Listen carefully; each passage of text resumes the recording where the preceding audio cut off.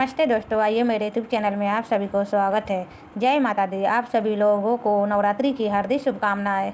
आज की इस वीडियो में हम जानेंगे नवरात्रि पर 9 दिन तक हमें माँ को क्या क्या भोग लगाना होता है। देखिए, नवरात्रि के 9 दिन होते हैं और हर दिन हर एक देवी को समर्पित होता है। उन 9 दिनों में हमें अलग अलग भोग लगाना चाहिए। जैसे आज है दुर्गा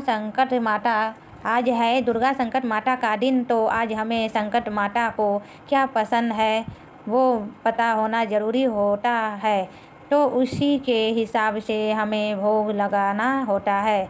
दूसरे दिन हम फिर कौन सी देवी का दिन है, तो उस हिसाब से उन देवी को क्या पसंद है वो भोग लगाना होता है। तो यह नवरात्रि के 9 दिन होते हैं, इनमें हमें माता रानी को अलग अलग उनके प्रिय भोग लगाने होते हैं। देखिए, पूजा पाठ तो हम सभी लोग करते हैं, साथ ही भोग का भी विशेष महत्व होता है नवरात्रि में। तो आइए आज की इस वीडियो में जान लेते हैं कि नवरात्रि में 9 दिन तक हमें माता रानी को अलग अलग कौन कौन से भोग दिन के हिसाब से लगाने होते हैं। दोस्तों, इस साल नवरात्रि की शुरुआत 30 मार्च से हो रही है और भक्तजन देवी माँ के स्वागत की तैयारी में लगे हुए हैं। 9 दिनों में जिस तरह देवी माँ नौ की देवी माँ के 9 रूपों की पूजा होती है, ठीक उसी प्रकार 9 देवियों को अलग अलग हमें भोग प्रसाद अर्पित करना चाहिए। हर देवी को प्रसन्न करने के लिए लगाए गए विशिष्ट भोग से जहाँ सभी समस्याओं से मुक्ति मिलती है, वहीं सुख और संपदा भी प्राप्त होती है। आइए दोस्तों, जान लेते हैं 9 देवियों की पूजा के दौरान हमें क्या क्या भोग लगाना चाहिए ताकि पूजा सार्थक होकर शुभ फल दे। नवरात्रि का पहला दिन होता है माँ शैलपुत्री का, और शैलपुत्री को गाय का घी अति प्रिय है। माँ शैलपुत्री को सफ़ेद और शुद्ध भोग गाय पदार्थ का पसंद है, इसलिए सबसे पहले नवरात्रि को माँ शैलपुत्री को प्रसन्न करने के लिए सफ़ेद चीज़ों का भोग लगाए। अगर घर परिवार को निरोग जीवन और स्वस्थ जीवन चाहिए तो माँ को गाय का शुद्ध देसी घी से बनी चीज़ों का भोग भी लगा सकते हैं। शुद्ध देसी घी से बनी आप कोई भी चीज़ ले लीजिए, नहीं तो आप एक कटोरी घी ही ले लीजिए। घी का भोग भी आप लगा सकते हैं। ठीक है, अब दूसरा दिन आता है ब्रह्मचारिणी माता का। तो ब्रह्मचारिणी की पसंद है मिश्री जैसा मीठा। माता ब्रह्मचारिणी को मिश्री जैसा मीठा अति प्रिय है। नवरात्रि के दूसरे दिन यानी कि माँ ब्रह्मचारिणी की पूजा अर्चना के दिन उन्हें मिश्री, चीनी और पंचामृत का भोग लगाए। मिश्री को माँ को मिश्री जैसा शुद्ध मीठा पसंद है और इस भोग के अर्पण से प्रसन्न होकर माँ साधक को लंबे और निरोगी जीवन का आशीर्वाद देती है। इसलिए दूसरे दिन ब्रह्मचारिणी को हम मिश्री का भोग लगा सकते हैं, पंचामृत का भोग लगा सकते हैं, चीनी का भोग लगा सकते हैं, यानी कि खूब सारा मीठा हो उसमें ऐसा भोग हम लगा सकते हैं। ठीक है, अब बारी आती है तीसरे दिन की माँ चंद्रघंटा को। तो माँ तीसरा दिन नवरात्रि का माँ चंद्रघंटा को समर्पित होती है और माँ चंद्रघंटा को दूध अति प्रिय है। माँ चंद्रघंटा को दूध और उनसे बनी चीज़ पसंद है, इसलिए पूजा के समय माँ को दूध और दूध से बनी वस्तुओं का भोग लगाए। इनमें आप खीर, रसगुल्ला और मेवे से बनी मिठाइयाँ भी शामिल कर सकते हैं। भोग लगाने के बाद यही चीज़ प्रसाद के रूप में वितरित कर दीजिए। प्रसन्न होकर अम्मा लंबे समय से चले आ रही समस्या का नाश करेगी और सुख समृद्धि का घर में वास होगा। इसलिए आप तीसरे दिन माँ चंद्रघंटा को दूध का भोग लगाए, नहीं तो दूध से बनी कोई भी मिठाई का भोग भी लगा सकते हैं। माँ को चौथा दिन आता है माँ कुष्मांडा का। माँ कुष्मांडा को मालपुआ अति प्रिय है। माँ कुष्मांडा को मालपुआ पसंद है और माँ को शुद्ध देसी घी से बने मालपुए का भोग लगाए और पूजा के बाद इस प्रसाद के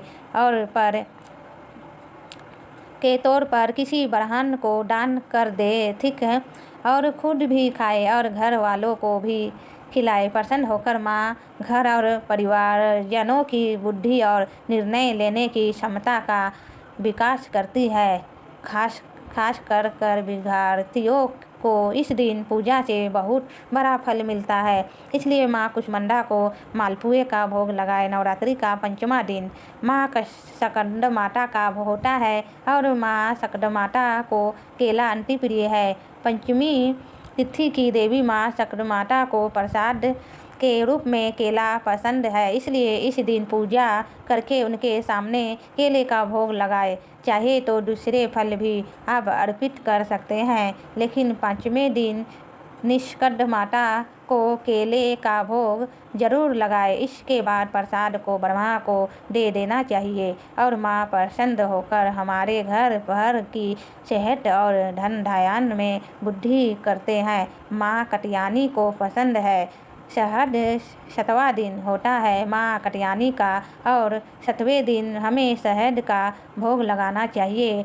षष्ठी तिथि की देवी माँ का कात्यायनी को भोग में शहद पसंद है। इस दिन शुद्ध शहद का भोग लगाकर देवी का पूजन करें। खुद भी किसी न किसी रूप में शहद का सेवन जरूर करें। माँ प्रसन्न होकर भक्तों को सुंदर रूप और निरोगी काया का वरदान देती है। देखिए अभी क्या हो रहा है। नवरात्रि की जो है वह 8 दिन की हो रही है, यानी कि पंचमी या सप्तमी एक दिन पर रही है ना। तो अब आपके मन में विचार आ रहा होगा कि जब 2 दिन जो तिथि है वो एक दिन पर रही है तो हमें क्या करना है। तो देखिए आप 2 दिन जो तिथि पर रही है उनका जो 2 भोग होता है, जैसे पंचमी का और षष्ठ का भोग तो आप एक दिन लगा सकते हैं, क्योंकि वो दोनों तिथि तो एक दिन पर रही है ना, तो वो दोनों भोग आप एक दिन लगा सकते हैं। ठीक है, तो दोनों माता रानी की पूजा हो जाएगी। सप्तमी तिथि होती है माँ कालरात्रि की, तो माँ कालरात्रि को गुड़ अति प्रिय है। सप्तमी तिथि देवी का माँ कालरात्रि को गुड़ के भोग से नैवेद्य अर्पित करें और पूजा के बाद गुड़ को ब्राह्मण को दान करते हैं और गुड़ के बने प्रसाद को वितरित करते हैं। इससे लंबे समय से चले आ रहे शोक मिट जाते हैं और खुशी आती है। सप्तमी तिथि को गुड़ का भोग लगाना है। अब अष्टमी तिथि को हमें नारियल का भोग लगाना है, क्योंकि अष्टमी तिथि होती है महागौरी माता की, इसलिए अष्टमी तिथि को हमें नारियल का भोग लगाना होता है। अष्टमी का दिन माँ महागौरी का पूजा का दिन होता है। इस दिन कई लोग कन्या पूजन भी करते हैं। माँ को नारियल का भोग लगाए, ऐसा करने से सभी मनोकामनाएं आपकी पूरी होती है। दोस्तों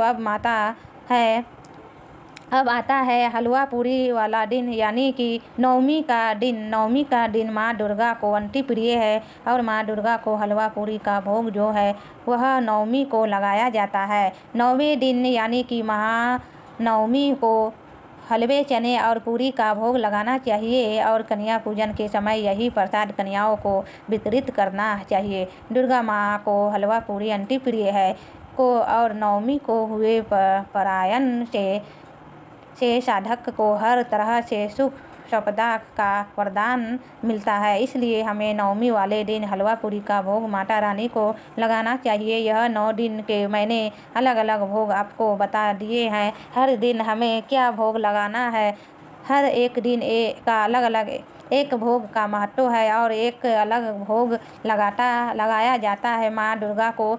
ठीक है, तो यह नवमी के 9 दिन के 9 भोग आपको हो गए, जो आपको बहुत आसानी से अपने घर में ही मिल जाएंगे। आपको कहीं भी बाहर ज़्यादा जाने की ज़रूरत भी नहीं है। बहुत आसानी से आपके घर में सारे भोग उपलब्ध हो जाएंगे। तो उम्मीद करती हूँ दोस्तों आज का यह वीडियो आपको पसंद आया हो। कमेंट बॉक्स में जय माता दी लिखिए, अपनी हाजिरी जरूर लगाए, प्रेम से बोले जय माता दी। नमस्ते दोस्तों, सारे बोलो जय माता दी।